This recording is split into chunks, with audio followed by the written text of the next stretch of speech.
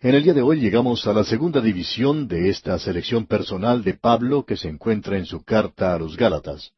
Tenemos aquí algo que, en mi opinión, es muy interesante. Y esto tiene que ver con la comunicación del Evangelio.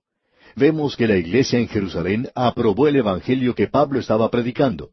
Yo creo que eso es muy importante de notar. Notemos los primeros 5 versículos de este capítulo 2. Dice en el primer versículo: Después, pasados 14 años, subí otra vez a Jerusalén con Bernabé, llevando también conmigo a Tito.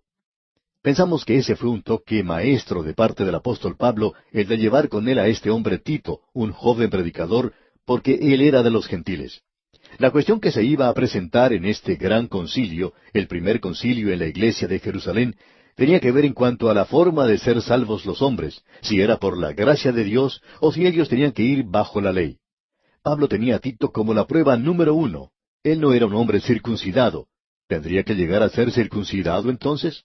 Eso llegaría a ser, digamos de paso, una cosa muy importante, y una cosa que debe ser contestada de una forma u otra. Así que vemos que todo esto llega a ser un asunto muy importante, en realidad es de suma importancia. Y quisiéramos que observemos esto porque lo que tenemos aquí es la experiencia de Pablo con los apóstoles en Jerusalén. Él dice que ellos habían ido a Jerusalén a decidir si los hombres tenían que estar bajo la ley de Moisés. Usted puede apreciar que los judaizantes estaban activos, y ellos estaban diciendo que la iglesia en Jerusalén creía que uno debería estar bajo la ley. Pues bien, todos aquellos hombres que formaban parte ahora de la iglesia en Jerusalén, que era una iglesia formada en su totalidad por judíos, ciertamente había estado bajo la ley. Muchos de ellos todavía iban al templo a adorar. En realidad, ese tiene que haber sido el lugar de reuniones para ellos, y no había nada malo con eso. Creemos que esta referencia aquí en el versículo 1 es en cuanto al concilio que se llevó a cabo en Jerusalén y que es mencionado allá en el capítulo 15 de los Hechos de los Apóstoles, cuando Pablo y Bernabé fueron allí a ver qué es lo que la iglesia tenía que decir en cuanto al Evangelio. Notemos lo que sucedió. Él dice: subí según una revelación. Ahora Pablo no iba a ese lugar y recibir un tratamiento frío, probablemente ni tener una recepción de parte de ellos, a no ser que él estuviera en la voluntad de Dios. Por tanto, dice en el versículo 2 de este capítulo 2 de Gálatas: Pero subí según una revelación, y para no correr o haber corrido en vano, expuse en privado a los que tenían cierta reputación el evangelio que predico entre los gentiles. Pablo reconocía que si él estaba predicando un evangelio diferente a lo que los otros apóstoles estaban predicando, entonces había algo que estaba mal, completamente mal. Pablo estaba bien dispuesto a admitir su error. Él dice: si yo estaba predicando un evangelio diferente, entonces yo soy quien está equivocado. He corrido en vano, ciertamente estaría desilusionado por estar mal informado. Así es que él va y comunica ese evangelio. Mientras estuvo allí, él dice en los versículos 3 y 4, Mas ni aun Tito, que estaba conmigo, con todo y ser griego, fue obligado a circuncidarse.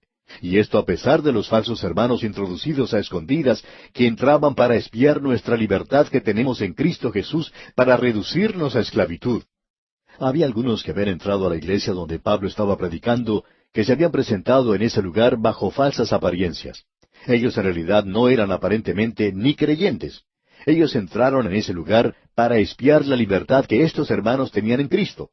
Ellos encontraron allí que había un joven griego, Tito, a quien Pablo nunca había obligado a que se circuncidara. ¿Qué es lo que van a hacer en cuanto a este joven? Pablo dice en los versículos 3 y 4, y vamos a leerlos una vez más: Mas ni aun Tito, que estaba conmigo, con todo y ser griego, fue obligado a circuncidarse. Y esto a pesar de los falsos hermanos introducidos a escondidas, que entraban para espiar nuestra libertad que tenemos en Cristo Jesús, para reducirnos a esclavitud. Y ahora Pablo sigue diciendo en el versículo 5, a los cuales ni por un momento accedimos a someternos para que la verdad del Evangelio permaneciese con vosotros. Pablo se mantuvo firme y dijo: No, Señor.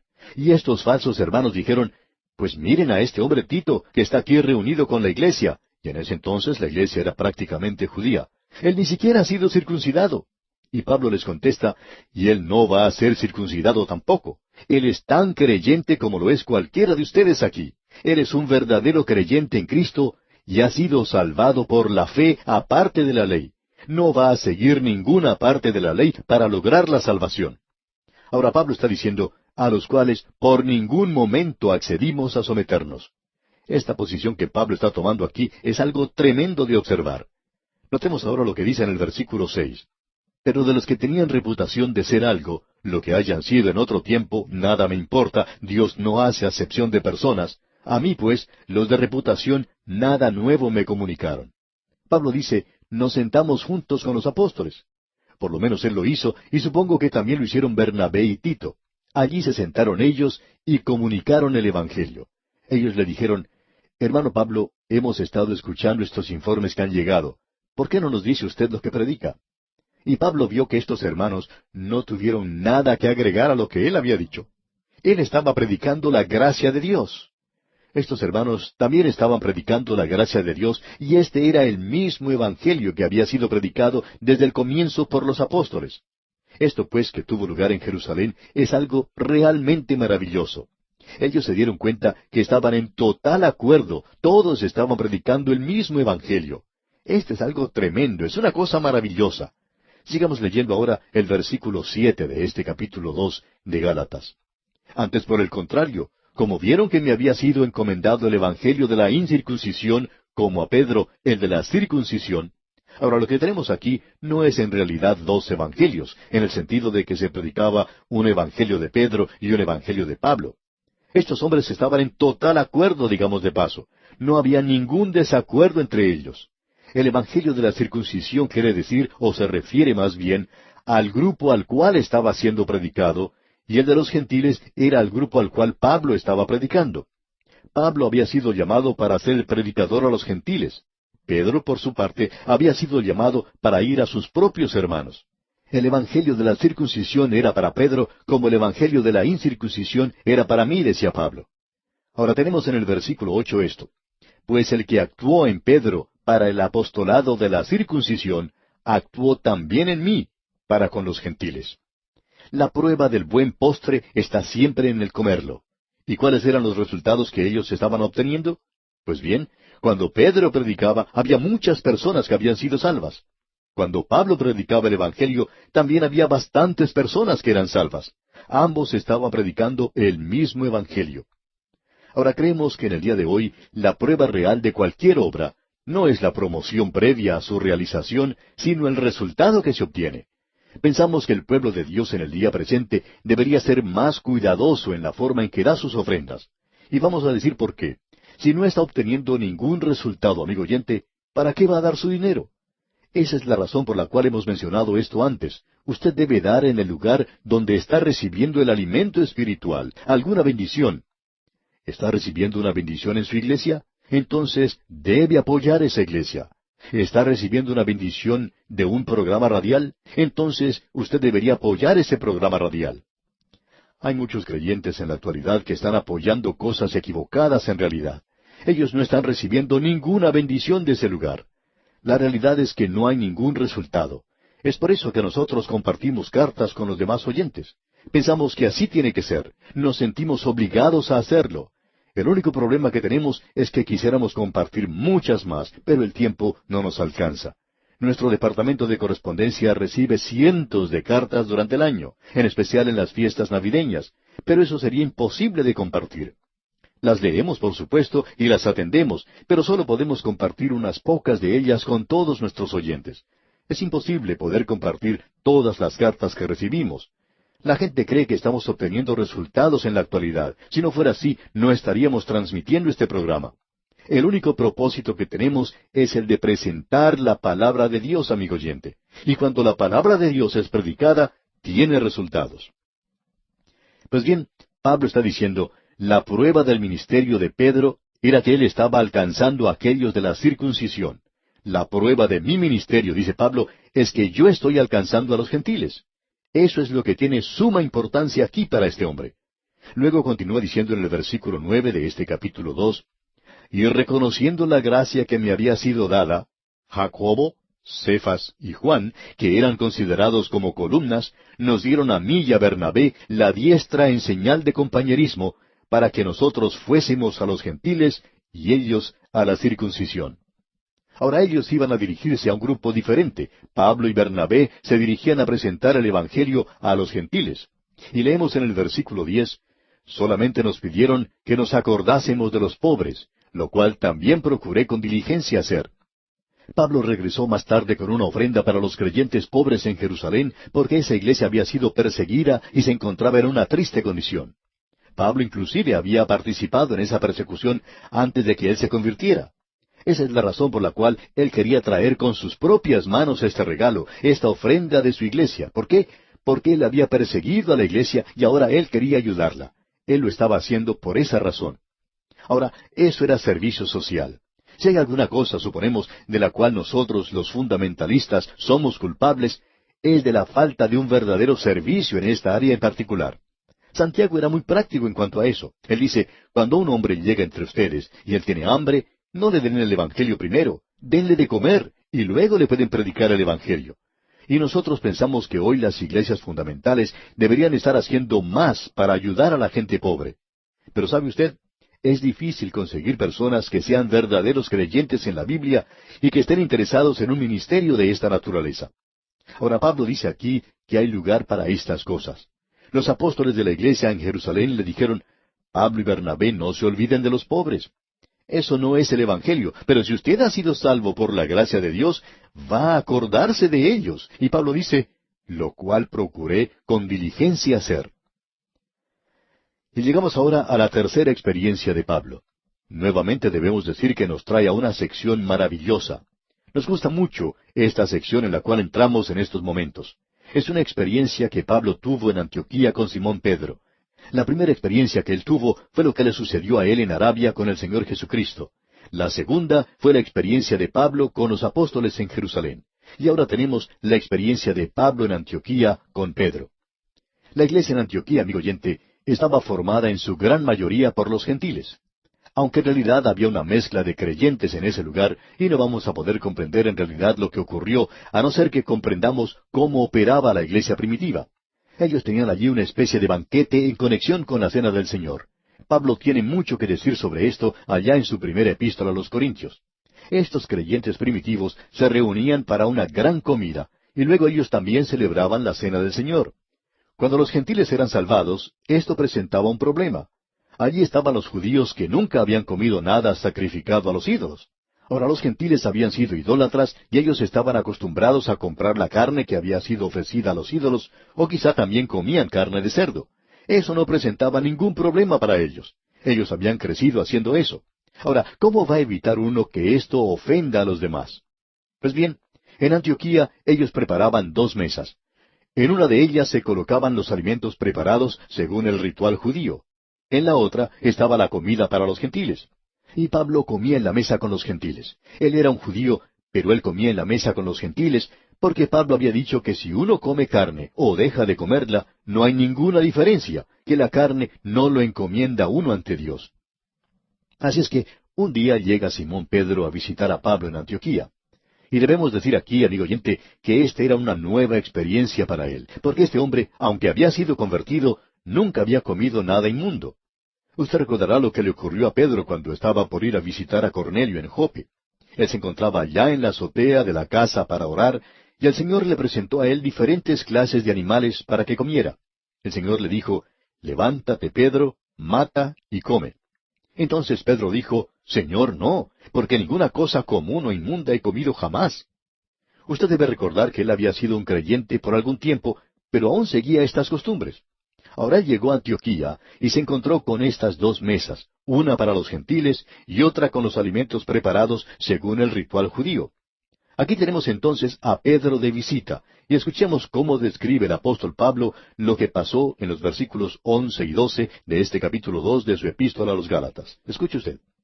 Pero cuando Pedro vino a Antioquía, le resistí cara a cara, porque era de condenar. Pues antes que viniesen algunos de parte de Jacobo, comía con los gentiles, pero después que vinieron, se retraía y se apartaba porque tenía miedo de los de la circuncisión. Ahora lo que sucedió fue algo así. Pedro viene a visitar a Pablo. Cuando llega el momento de comer, naturalmente Simón Pedro se dirigió a la mesa donde estaban los alimentos que se había preparado según el ritual judío, y Pablo fue y se sentó a la otra mesa. Y Pedro notó que ellos esa noche comían lechón asado. Después de la comida, Pedro y Pablo salen a caminar un rato, Y Pedro le dice, Oye, Pablo, noté que tú comiste en la mesa con los gentiles. Y éste le dice, ¿Sí? Pedro continúa, y también me di cuenta que comiste carne de cerdo esta noche. Bien, dice Pablo, sí. Y Pedro dice, ¿y qué sabor tiene eso? Yo nunca lo he comido. Y Pablo le contesta, hombre, es delicioso. Pedro sigue preguntando, ¿crees que estaría bien que yo comiera en esa mesa? A lo cual Pablo responde, pues bien, yo entiendo que vamos a comer unas chuletas de cerdo por la mañana para el desayuno. Ah, dice Pedro, me gustaría ir y comer allí. Y él fue, se sentó a la mesa y cautelosamente tomó una chuleta y la probó y le dice a Pablo, Oye, esto está delicioso, ¿verdad? Y Pablo le contesta, sí, después de todo, bajo la gracia tú puedes comer o dejar de comer. No hay ninguna diferencia. La carne no te va a encomendar ante Dios. Y Simón Pedro dice, pues bien, regresaré esta noche. Y entiendo que para la cena tendrán jamón y quiero probar eso también. Así es que esa noche él entra al lugar de la cena, pero al mirar hacia el lado, descubre que algunos ancianos de la iglesia en Jerusalén han llegado a visitar a Pablo, y Pedro se sorprende mucho y da una vuelta alrededor de la mesa de los gentiles, y se va a sentar entonces a la mesa de los judíos, quizá un poco asustado. Y Pablo notó eso. ¿Y qué es lo que ocurrió? Pues aquí tenemos lo que ocurrió en los versículos 13 y 14. Escuche usted. Y en su simulación participaban también los otros judíos, de tal manera que aún Bernabé fue también arrastrado por la hipocresía de ellos. Pero cuando vi que no andaban rectamente conforme a la verdad del Evangelio, dije a Pedro delante de todos, si tú, siendo judío, vives como los gentiles y no como judío, ¿por qué obligas a los gentiles a judaizar? Aquí tenemos y debemos apreciar que era correcto para Pedro ir a cualquiera de las dos mesas. Él podía comer la comida de los judíos o la de los gentiles. Pero cuando él había estado comiendo en la mesa de los gentiles, y por temor a estos otros hermanos va y se sienta con los judíos, entonces lo que él está demostrando por su forma de actuar es que la mesa de los gentiles era algo malo. Amigo oyente, si no hubiera estado mal en su forma de pensar, él hubiera comido allí. Pero él no lo hizo. Lo que él está diciendo es que todos los gentiles deberían cambiar de mesa e ir a comer de la comida que había sido preparada para los judíos. Y eso estaba mal. Pablo dice, en Cristo nosotros tenemos libertad. Usted puede comer carne o dejar de comerla. Eso es lo importante. Usted sabe que hay mucha gente en el día de hoy, creyentes y creemos que son sinceros, que tratan de hacer lo mejor que pueden para que uno tenga que entrar por un portillo. Ahora puede que esto suene un poco obstinado y creemos que sería bueno contestar a esta gente, si yo tengo que pasar por ese pequeño portillo de ustedes, pues no voy. Yo tengo libertad en Cristo y esa libertad es que Él es mi Salvador, Él es mi Señor y yo soy responsable ante Él. Podemos decir de paso que pensamos que Él es un verdadero dictador. Él quiere que yo me incline ante Él y yo lo hago porque le amo y quiero servirle. No estoy interesado en estos otros pequeños portillos. ¡Qué cosa más tremenda la que tenemos ante nosotros, amigo oyente! Una de las grandes oposiciones al Evangelio en el día de hoy son estas personas que tratan de hacerlo pasar a uno por sus pequeños portillos. Continuamos hoy nuestro estudio del capítulo 2 de esta epístola a los Gálatas. Tenemos luego la experiencia de Pablo en Antioquía con Simón Pedro. Y allí se vio la oposición al Evangelio. Vino en una forma muy insólita. Se presentó en la forma de un hombre que sucumbía bajo el legalismo. Aún Simón Pedro hizo eso. El Evangelio nos debería guiar a tener una convicción en cuanto a nuestra conducta. Dijimos en nuestro programa anterior que Simón Pedro, cuando llegó a Antioquía a visitar a Pablo, vio que éste estaba comiendo en la mesa con los gentiles y disfrutando de un buen lechón asado, y Pedro se preguntaba si él podría participar de esa comida. Así es que él se aproximó a esa mesa y encontró que a él también le agradaba esa comida. Nunca la había probado antes en su vida. Él estaba disfrutando de esa comida en la mesa de los gentiles, viviendo de la misma manera en que ellos lo hacían, hasta cuando llegaron algunos hermanos provenientes de Jerusalén, unos hermanos muy severos en su parecer, austeros. Ellos eran legalistas. De paso debemos decir que bajo la gracia, si ellos querían actuar así, bien podían hacerlo. No tenemos ninguna objeción hacia gente que hoy piensa que no deberían comer ciertas carnes. Eso está bien. Pero por favor, permítanme que yo tenga la libertad de comer las cosas que usted no quiere comer. Si yo no como cierto tipo de alimento, no es por razones religiosas, sino porque bueno, quizá me hace daño para mi organismo, pero no tiene nada que ver con mis creencias religiosas. Pues bien, cuando estos hermanos llegaron, Simón Pedro se apresuró a regresar a la mesa donde estaban los alimentos preparados según el ritual judío, y él se sentó entre ellos un poco avergonzado quizá.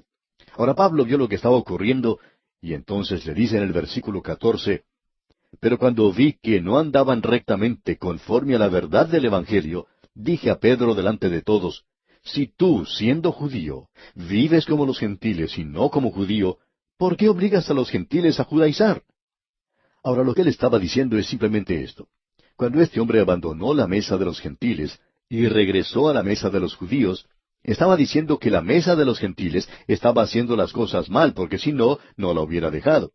Él estaba diciendo que la mesa donde se había preparado los alimentos, según la costumbre judía, esa era la correcta, y por tanto él regresa de la libertad que tenemos en Cristo al legalismo, nuevamente al judaísmo. La naturaleza del reproche de parte de Pablo nos muestra en primer lugar la inconsistencia de guardar la ley. Usted se da cuenta, amigo oyente, que era correcto para Simón Pedro el vivir de la misma forma en que vivían los gentiles creyentes. ¿Para qué desear entonces que los creyentes gentiles vivieran de la misma manera que los judíos? Eso es lo que él estaba diciendo cuando él regresó a la otra mesa. Ahora, si un gentil viviendo bajo la gracia, separado de la ley, era lo suficientemente bueno para Simón Pedro, ¿era eso malo para los mismos gentiles? Esto tiene que ver con la libertad que tenemos en Cristo. Si Simón Pedro tenía libertad de vivir fuera de la ley, ¿no era bueno eso también para que los gentiles hicieran lo mismo? Y ahora Pablo comienza hablando en el versículo 15, presentando el Evangelio de justificación por la fe. Tenemos en primer lugar, en lo que resta de este capítulo, la justificación que es por la fe. Se nos presenta la doctrina. Escuche lo que aquí se dice, porque Pablo toma una posición como judío. Escuche lo que dice en el versículo 15.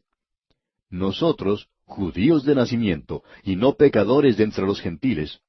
Ahora, el judío de esa época miraba a los gentiles como que éstos eran pecadores. En realidad, las palabras gentiles y pecadores eran sinónimos en ese día. Por tanto, el reproche de Pablo dio muestra de la insensatez de guardar la ley, lo disparatado que todo esto es. Escuche lo que él dice cuando continúa hablando en esta sección.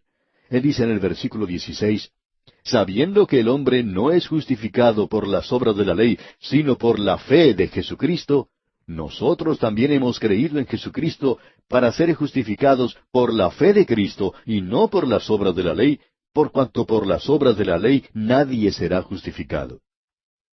Está diciendo Pablo que nosotros también, es decir, los judíos, nosotros los israelitas, hemos creído en Jesucristo para ser justificados por la fe de Cristo. Me gustaría escuchar a algún legalista predicar sobre un versículo como este.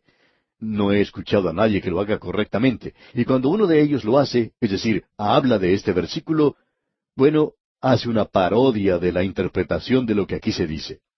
Este versículo puede trastornar todos los sistemas legales que existen en la actualidad.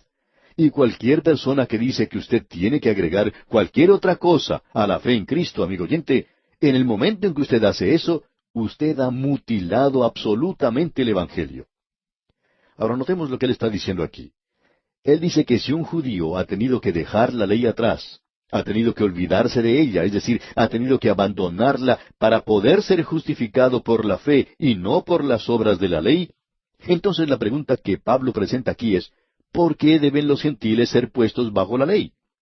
Ese era el gran argumento que tuvo que debatir el concilio de Jerusalén, que se menciona allá en el capítulo 15 de los Hechos de los Apóstoles.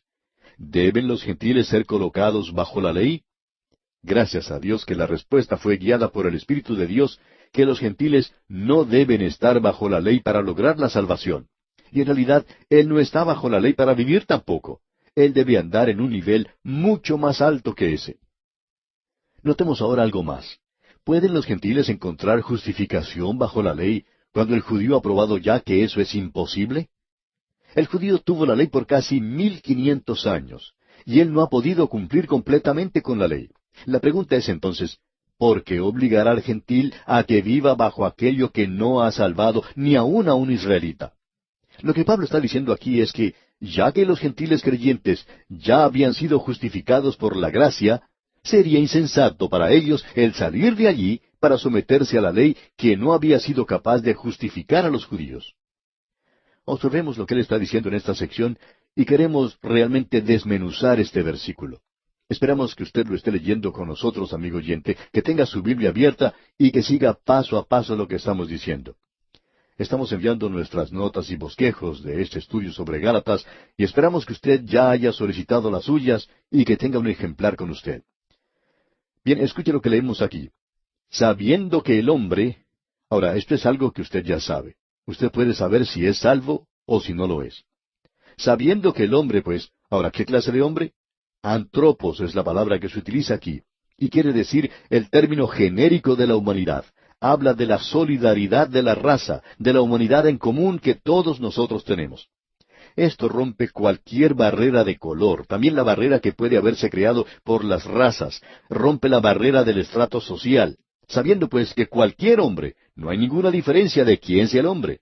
Todos estamos en el mismo nivel ante la cruz, y ese nivel es el ser pecador.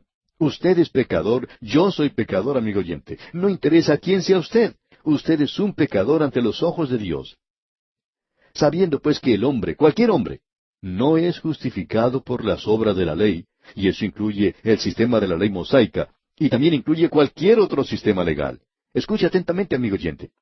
Si usted dice que el día de hoy usted debe unirse a cierta iglesia, o que tiene que tener cierta clase de experiencia, o que usted tiene que ser bautizado para ser salvo, entonces debemos decir que usted está contradiciendo este versículo que tenemos ante nosotros. Porque aquí dice, sabiendo que el hombre no es justificado por las obras de la ley, de cualquier ley, el sistema de la ley de Moisés. Pero Pablo aquí abarca todos los sistemas legales que uno encuentra en cualquier religión. En realidad lo que hace que la religión cristiana sea diferente de cualquier otra religión que existe en la faz de la tierra, amigo oyente, es esta. Todas las religiones que conocemos, cada una de ellas dice, haz esto, haz aquello, cada una de ellas. La religión cristiana no dice eso. El cristianismo dice que usted es justificado por fe, es decir, la fe en un hecho que ya ha concluido. Las otras religiones le dicen que usted tiene que hacer algo. El cristianismo le dice que todo está ya hecho, todo está ya terminado, finalizado, todo ha sido completado y usted lo único que tiene que hacer es creerlo. Permítanos agregar algo aquí que no mencionamos cuando estudiamos la primera epístola del apóstol Pablo a los Corintios, en esa parte donde habla de los dones. Lo que Pablo estaba diciendo en el capítulo 12, versículo 3 de aquella carta es lo siguiente. Por tanto, os hago saber que nadie que hable por el Espíritu de Dios llama anatema a Jesús, y nadie puede llamar a Jesús Señor, sino por el Espíritu Santo. Ahora escuche atentamente, amigo oyente. Nadie puede llamar anatema a Jesús. Ahora, ¿cómo puede uno llamar anatema a Jesús? Si usted dice, cuando uno llega a Cristo y le acepta como su Salvador, usted no ha recibido todo lo que tenía que recibir.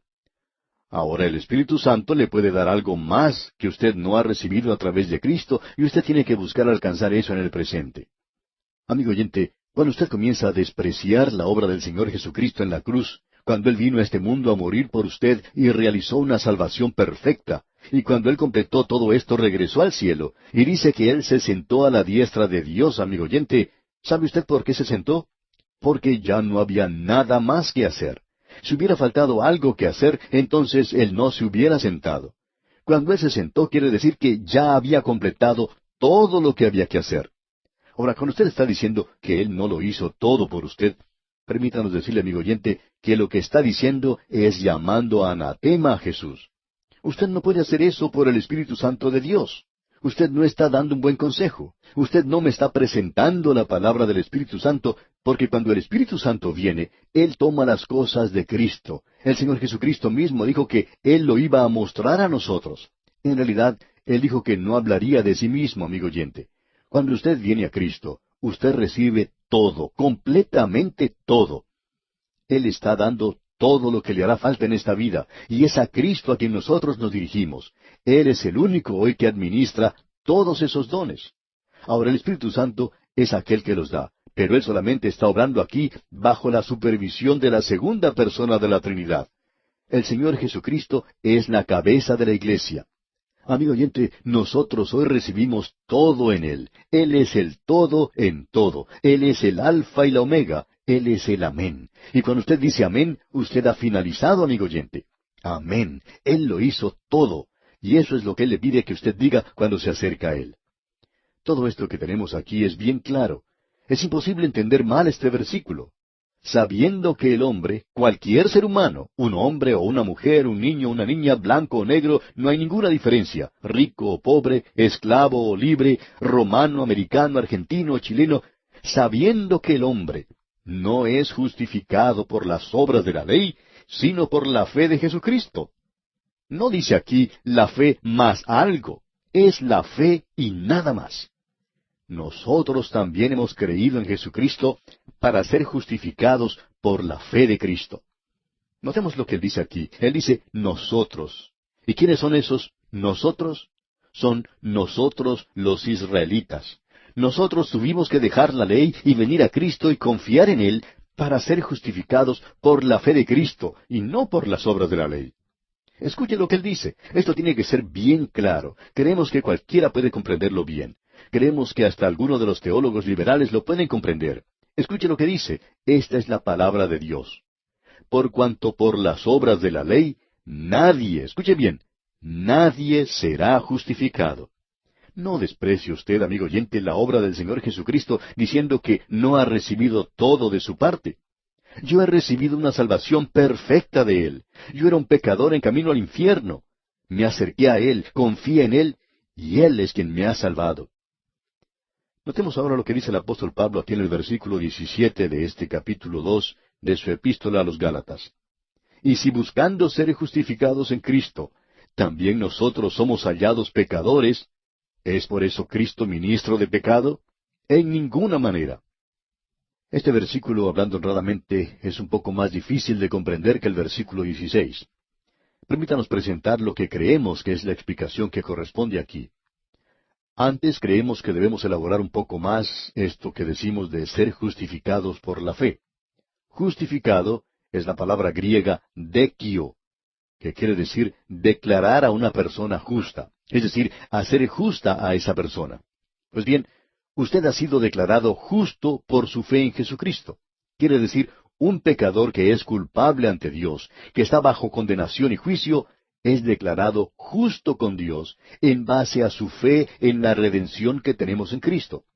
No es simplemente el perdón de los pecados que consideramos una resta, sino que es una adición, una suma a la justicia de Cristo. Él nos declara justo y no es mi justicia, porque mi justicia no es aceptable. No es tan buena como la de Él. Y yo tengo una justicia perfecta y es en Cristo Jesús. El judío, pues, tiene que renegar, digamos, la ley y tomar su lugar como pecador para poder ser salvo por la fe en Cristo. No creemos que puede haber una declaración que sea más dogmática y más clara que la que dijimos anteriormente. Por cuanto por las obras de la ley nadie será justificado. Ahora en el versículo 17 Pablo continúa diciendo, y si buscando ser justificados en Cristo, también nosotros somos hallados pecadores, ¿es por eso Cristo ministro de pecado? En ninguna manera. Ahora, el sentido de este versículo parece ser que, ya que el judío ha tenido que renegar de la ley para poder ser justificado por Cristo, y entonces toma su lugar como pecador, ¿es entonces Cristo el que lo hace a él pecador? Y Pablo responde, de ninguna manera. El judío, al igual que los gentiles, era un pecador por naturaleza, y no podía ser justificado por la ley, como ya se ha demostrado. Eso es lo que tenemos allá en el capítulo 15 del libro de los Hechos de los Apóstoles, en los versículos 10 y 11, donde leemos, ahora pues, ¿por qué tentáis a Dios, poniendo sobre la cerviz de los discípulos un yugo que ni nuestros padres ni nosotros hemos podido llevar? Antes creemos que por la gracia del Señor Jesús seremos salvos de igual modo que ellos. ¿Y quién fue el que dijo eso? Simón Pedro lo dijo. Así es que él y Pablo estaban de acuerdo en la doctrina de justificación por la fe.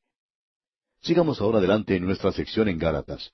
Y leemos aquí en el versículo 18 de este capítulo 2, porque si las cosas que destruí, las mismas vuelvo a edificar, transgresor me hago.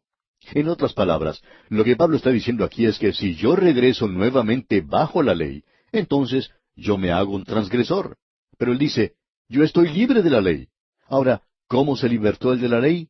Él dice aquí en el versículo 19 de este capítulo 2 de Gálatas, porque yo por la ley soy muerto para la ley, a fin de vivir para Dios. Escuche usted, porque yo por la ley soy muerto para la ley. En otras palabras, cuando Cristo murió por mí, yo morí. Yo he muerto y estoy muerto a la ley, no estoy bajo ella. Esta es otra de las razones que él da aquí en esta forma de reproche hacia Simón Pedro. Nosotros estamos completamente libres de la ley. Notemos ahora el versículo 20 de este capítulo 2. Con Cristo estoy juntamente crucificado, y ya no vivo yo, mas vive Cristo en mí. Y lo que ahora vivo en la carne, lo vivo en la fe del Hijo de Dios, el cual me amó y se entregó a sí mismo por mí. Este es otro de esos versículos que han sido mal entendidos, y tendremos que continuar la explicación del mismo en nuestro próximo programa, porque creemos que es muy importante, como usted puede apreciar. Este versículo 20 declara un hecho que es real en cada creyente. No es que nosotros debamos buscar el ser crucificados con Cristo. Hemos asistido a conferencias donde luego de alguna predicación, jóvenes han aceptado a Cristo, y ellos se han puesto de pie, en especial en campamentos, y arrojan una ramita al fuego. Y luego ellos mencionan este versículo de la carta a los Gálatas capítulo 2 versículo 20, y dicen, con Cristo estoy juntamente crucificado, y ya no vivo yo, mas vive Cristo en mí. Ellos no tenían ninguna idea del significado real de este versículo, no sabían nada en absoluto. Nos hemos dado cuenta que muchas veces se ha utilizado mal este versículo en la actualidad. Pero vamos a esperar hasta nuestro próximo programa, amigo oyente, para decir algo más sobre esto, porque creemos que es muy importante hacerlo. El versículo 19 del capítulo 2 de esta carta a los Gálatas dice, porque yo por la ley soy muerto para la ley, a fin de vivir para Dios. Lo que Pablo está diciendo aquí es sencillamente lo siguiente. Él dice que cuando Cristo murió, Él murió por mí. Él murió en mi lugar porque la ley me había condenado. Usted puede apreciar que la ley es la ministración de la condenación. La ministración de la muerte es como la llama el apóstol Pablo en su segunda carta a los Corintios capítulo 3. Me condena. Aún bajo el sistema legal, Dios tendría que haber destruido la nación.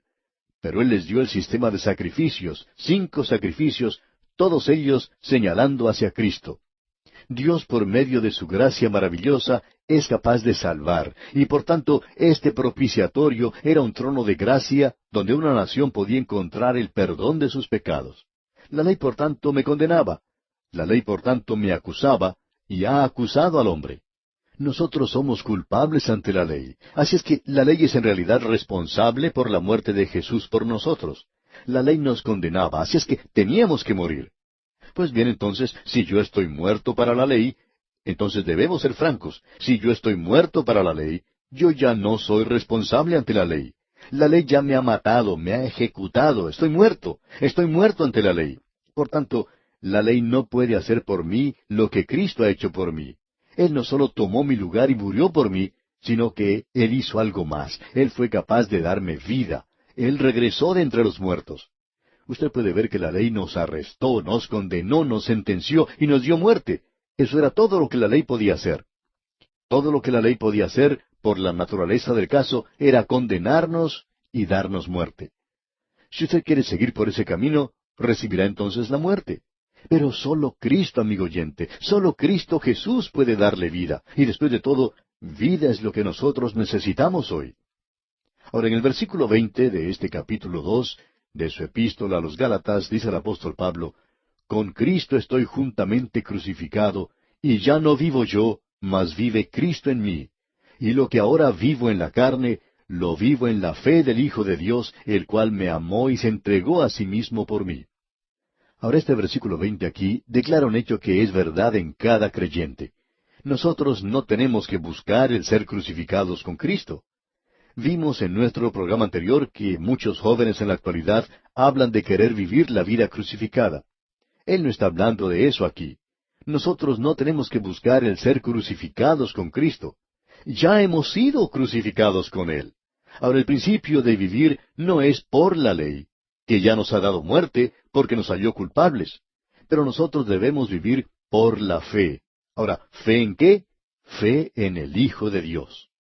Usted puede ver, amigo oyente, que la muerte de Jesucristo en la cruz No fue simplemente algo penal. Es decir, Él no solo murió una muerte penal, o sea, pagando la pena de nuestros pecados, sino que Él murió una muerte sustitutiva también. Él no solo fue el sacrificio por el pecado, sino que Él fue el sustituto por todos los que creen. Y el apóstol Pablo declara, por tanto, que bajo la ley Él fue juzgado, se le halló culpable y fue condenado.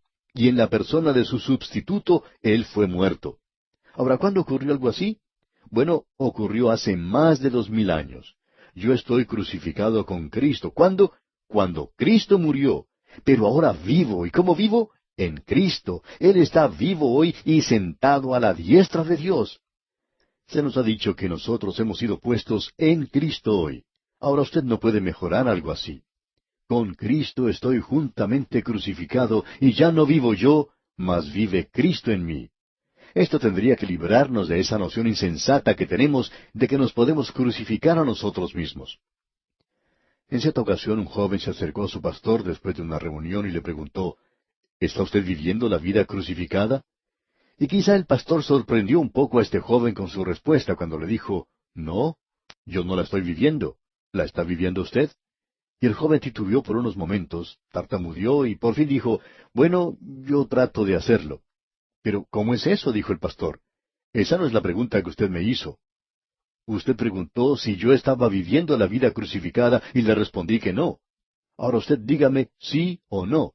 ¿Está viviendo la vida crucificada? Y el joven una vez más dijo, bueno, estoy tratando de hacerlo. Pues bien, le dijo el pastor, por supuesto que eso no es correcto. O uno está viviendo esa vida o no la está viviendo. Y continuó el pastor diciéndole, usted no puede vivir la vida crucificada. ¿Cómo? Dijo el joven. ¿Por qué no puedo vivirla? Pues bien, explicó el pastor, porque este versículo no dice eso. Usted puede notar que hay algo interesante acerca de la crucifixión. Uno no se puede matar a uno mismo. Sí, claro, usted puede cometer suicidio de muchas maneras. Uno se puede ahorcar, se puede pegar un tiro, puede tomar veneno, puede saltar de algún edificio alto, puede saltar cuando pasa un tren o un camión. Hay muchas maneras de hacerlo. Pero uno no se puede matar a sí mismo mediante la crucifixión. Usted se da cuenta, amigo oyente, que cuando se clava una mano a la cruz, bueno, ¿cómo va a ser para clavarse la otra mano? Usted no puede hacerlo de esa manera, amigo oyente. Cuando usted habla de estar crucificado con Cristo, usted tiene que comprender qué es lo que Pablo está diciendo. Y Pablo dice que hace más de 2000 años yo fui crucificado con Cristo. Cuando Él murió una muerte sustitutiva por mí. Él murió por usted, Él murió por mí. También se nos dice en el capítulo 6 de la epístola a los Romanos que nosotros hemos sido sepultados con Él por el bautismo como medio de identificación. Nosotros hemos sido resucitados con Él a una novedad de vida y estamos unidos al Cristo viviente. Pablo dice, nosotros no le conocemos más en la carne. Él no es el hombre de Galilea caminando alrededor de la mar de Galilea. Si uno camina por esos lugares en la actualidad, no lo va a ver. Él no está allí. ¿Por qué? Porque Él está a la diestra de Dios. Él es el Cristo glorificado hoy. Es por eso que el apóstol Pablo dice, con Cristo estoy juntamente crucificado, y ya no vivo yo, mas vive Cristo en mí. Usted aprecia entonces, amigo oyente, que la ley no se ejecutó. La ley no nos puede dar vida. ¿Quién es entonces el que nos da vida? Estoy crucificado con Cristo, sin embargo vivo. ¿Cómo vivo? Ya no vivo yo, mas Cristo vive en mí. Amigo oyente, eso es lo que tiene importancia. Él murió por mí aquí, para que yo pueda vivir con Él allá arriba, y para que Él pueda vivir conmigo aquí abajo. Y lo que ahora vivo en la carne, dice Pablo, lo vivo en la fe del Hijo de Dios. ¿Qué clase de vida es esta? Es una vida de fe, salvo por la fe, vivo por la fe, camino por la fe. Eso es lo que quiere decir el andar en el Espíritu. Vamos a ver eso más adelante en esta epístola también. No solo es usted salvo por la fe, sino que usted vivirá por la fe. El apóstol Pablo dice, en la fe del Hijo de Dios. Y esto es hermoso, el cual me amó y se entregó a sí mismo por mí. Él me amó, pero Él no me podía llevar al cielo porque me amaba. Él tuvo que entregarse a sí mismo por mí. El don de Dios es vida eterna en Cristo Jesús. Y usted solo puede recibir ese don, ese regalo, por la fe. Es lo mismo que cualquier otro don o regalo. Usted tiene que creer que la persona que le está dando un regalo está siendo honesta, honrada, y le está diciendo la verdad cuando le da un regalo y le dice, tómelo, es suyo. Y usted tiene que extender su mano en fe y tomarlo. Usted no sabe lo que la otra persona va a hacer. Ella puede quitárselo de pronto. Puede ser que se lo dé y que se lo quite, pero usted tiene que tener confianza. Ahora Dios le ofrece a usted el don de vida eterna en Cristo Jesús. Este versículo es una de las razones por la cual creemos que el apóstol Pablo estuvo presente en la crucifixión de Cristo. Él era un fariseo, y los fariseos eran los que estaban al frente en el asunto de la crucifixión del Señor Jesucristo. Él era uno de los líderes en la persecución de la iglesia, y era uno de aquellos que odiaba también al Señor Jesucristo. Él estaba en Jerusalén en esa época, en la escuela de Gamaliel, un hombre joven, y no podemos creer que se hubiera quedado en casa el día que crucificaron a Jesús. Pensamos que él estaba allí. Y dice aquí que estos fariseos se burlaban de él. Ellos lo ridiculizaron. Ellos le gritaban que se bajara de la cruz. Ellos hicieron todo eso. Y luego se sentaron a mirar cómo moría. Uno en realidad no puede rebajarse más. Y pensamos que Pablo estaba allí. Luego, después que él llegó a conocer al Cristo glorificado, el mismo que había muerto aquí, el que nuevamente resucitó y que está sentado a la diestra de Dios, Pablo podía regresar y observar y decir, mientras yo lo estaba ridiculizando, mientras yo me estaba burlando de él me amaba. Yo lo odiaba entonces, pero él me amaba y se entregó por mí. Ese es el sacrificio supremo, podemos decir. Pablo se llamó a sí mismo el más grande de los pecadores. Cuando él dijo eso, no era una simple declaración académica, no era sencillamente una forma de hablar, no era una especie de oratoria. Cuando él dijo eso, era algo que verdaderamente sentía. Él era el más grande de los pecadores. ¿Por qué? Porque uno no puede hacer una cosa de más bajeza que la de sentarse y mirar morir a Cristo en la cruz. Usted puede pisotear la sangre preciosa de Cristo hoy, ignorándole a Él y volviéndose contra Él y dándole la espalda, como hizo Pablo. Y Pablo podía llamarse a sí mismo el más grande de los pecadores. Era por esa corona que el Señor Jesucristo dijo, Padre, perdónalos porque no saben lo que hacen. Y este hombre Saulo de Tarso se convirtió en el apóstol Pablo y luego dijo, Él me amó y se entregó a sí mismo por mí. Él dijo, cuando yo lo estaba odiando, Él me estaba amando, y Él se estaba entregando a sí mismo por mí para que yo pudiera tener vida. Y luego Pablo dice en el versículo 21 de este capítulo 2 de su epístola a los Gálatas, no desecho la gracia de Dios, pues si por la ley fuese la justicia, entonces por demás murió Cristo. Pensamos que lo que aquí se quiere decir es simplemente lo siguiente, que si hubiera habido cualquier otra forma para salvar a los pecadores, entonces Dios hubiera utilizado ese método. Él hubiera adoptado ese método. Si una ley, por ejemplo, lo hubiera podido lograr, o si la religión hubiera sido capaz de salvar a los pecadores, entonces Dios podría haber utilizado ese sistema. Pero esta fue la única forma que podía usar el Dios infinito para salvarle a usted y para salvarme a mí, amigo oyente. Él estaba dispuesto a hacer el sacrificio supremo. Con esto completamos este segundo capítulo de la Epístola a los Gálatas y entramos ahora a una nueva sección, la sección de la justificación por fe. Esta sección es doctrinal, justificación por fe, la experiencia de los Gálatas. Ahora, personalmente creemos en las experiencias, y vamos a tratar esto una vez más cuando lleguemos al capítulo 4. Ahora Pablo vuelve a analizar la experiencia de los Gálatas. ¿Cómo se salvaron ellos? ¿Fueron salvos por la ley o fueron salvos por la fe en Cristo Jesús? Es muy importante que notemos esto. En el versículo 1, pues, de este capítulo 3, dice Pablo, Oh Gálatas insensatos, ¿quién os fascinó para no obedecer a la verdad, a vosotros ante cuyos ojos Jesucristo fue ya presentado claramente entre vosotros como crucificado? Él les dice aquí, Oh Gálatas insensatos. Lo que él les está diciendo en realidad es, ¿qué se les metió en la cabeza a ustedes? ¿Qué les ha pasado? Gálatas insensatos, ¿quién los fascinó? Él les dice luego, a vosotros, ante cuyos ojos Jesucristo fue ya presentado claramente. Ahora esta palabra presentado quiere decir pintado como un cuadro. En otras palabras, Pablo les pintó un cuadro con palabras y no estamos seguros de lo que él utilizó como ilustración. Quizá él en realidad dibujó algún cuadro para que se dieran cuenta de lo que él estaba diciendo. Y eso es lo que él está diciendo aquí en este versículo, el de presentar el Evangelio de esa manera. Hay muchos pastores y predicadores que utilizan transparencias para ilustrar lo que están enseñando. Es una forma muy buena para enseñar la palabra de Dios. Quizás sería imposible poder tener una enseñanza completa sobre el tabernáculo, digamos, sin utilizar transparencias o cuadros.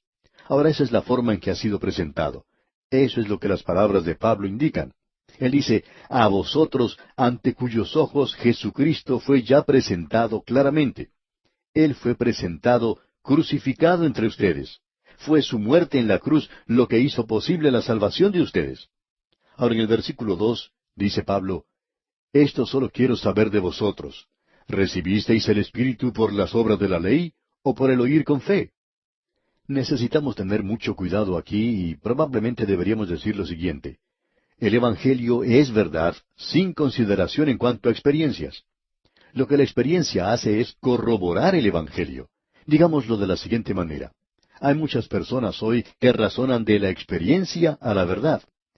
Personalmente opinamos que la palabra de Dios, como la tenemos aquí, siempre razona de la verdad a la experiencia.